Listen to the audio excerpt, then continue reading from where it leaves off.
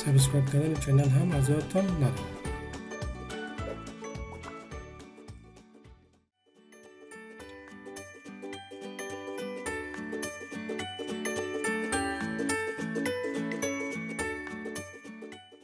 گوداری دوکوی ساده داریم که بالایش مومنت متمرکز عمل کنه.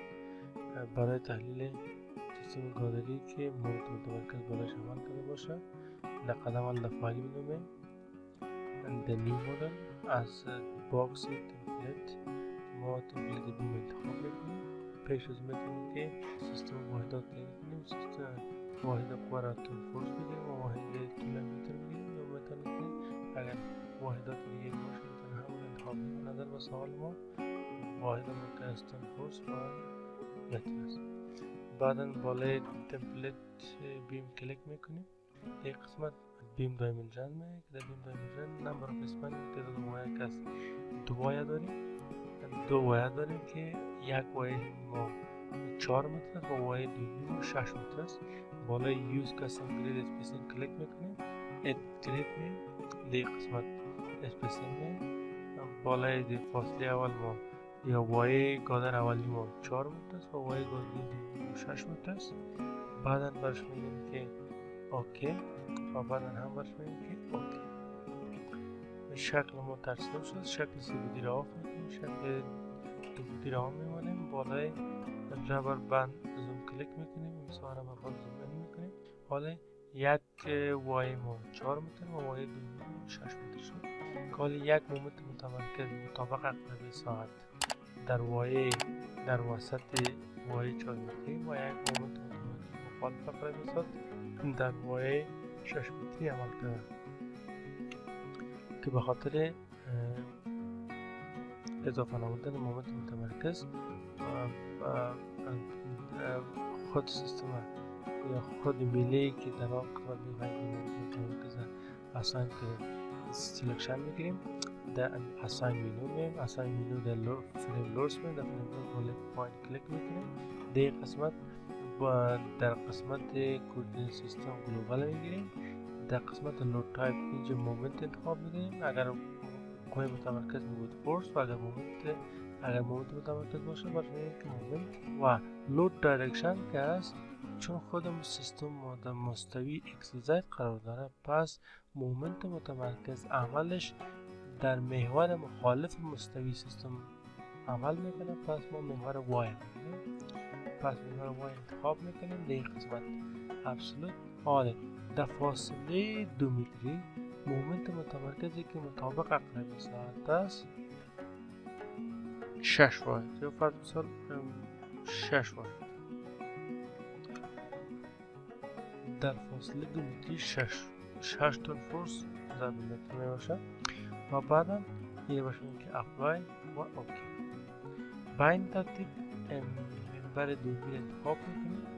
اساین میم فریم لورس میم در پوینت مومنت محور وای یک قسمت در فاصله 3 متری 6 تن فورس متر مخالف عقربه ساعت عمل کرده. پس این علامهش باش منفی 6 انتخاب میکنیم. برش میگیم که اپلای و اوکی. حال بالای زی وای 4 متری ما یک مومنت متمرکز با مقدار 6 تن فورس متر مطابق عقربه ساعت و بالای میله 6 متر یک مومنت متمرکز مخالف عقربه ساعت با اندازه 6 تن فورس متر عمل کرده.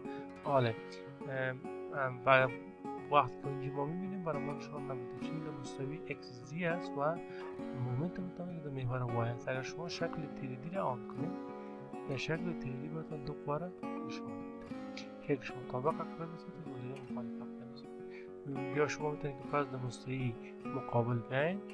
در این قسمت یک کار دیگه باید ما بکنیم که وزن ذاتی سیستم باید ما صفر بسازیم. یعنی در دیفاین میامه لود پترن می سلف ویت ملتیپلایر یعنی ضریب وزن ذاتی را ما ضرب صفر بسازیم.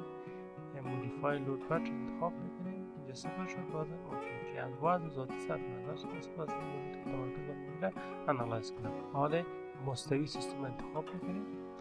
set analyze set analysis option explain اوکی analyze run analysis دیگه باشه میگیم که run now و اکنامی رو سیو میکنیم بعد سال consecutive movements و بعد باشه میگیم که سیو بعد از مراحل پروسس دیاگرام مومنت نشان میده که در یک قسمت ما جمع الجبری کنیم 2.66 و 3.34 و 3.6 و 2.6 این مقدار یکیش مطابق اقلاب ثابت و دیگهش مخالف اقلاب ثابت نظر به دیاگرام هم که یکیش مطابق اقلاب ثابت است دیگهش مخالف اقلاب ثابت است که دیاگرام بیلدینگ مومنت است. اگر خواسته باشیم که عکس العمل رو ببینیم میتونیم در جوینز ببینیم در جوینز در اپلای عکس العمل رو برامون نشون میده. اگر خواسته باشیم که دیاگرام شیر فورس ببینیم میتونیم که در شیر تو بریم اینجا اتوماتیک بگیریم اینجا باش علاوه منفی میتونیم با سیستم شکل بریم نشان میده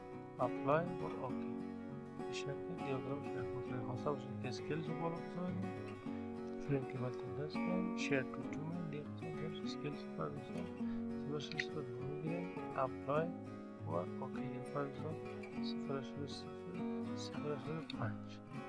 اپلای اوکی این شکل دیاگرام قوی ارزش بحث سیستم شکل و اگر بالا اگزر فورس بریم اگزر فورس شما نداریم چون قوی که به ازداد میوار خونسان باشه ما نداریم پس قوی نارمالی وجود نداریم پس به این اساس است که متوانستیم که سیستم گادگیری دوایی ده از نظر مومنت متمرکز مطابق اقلام است و مخالف اقلام است بتوانیم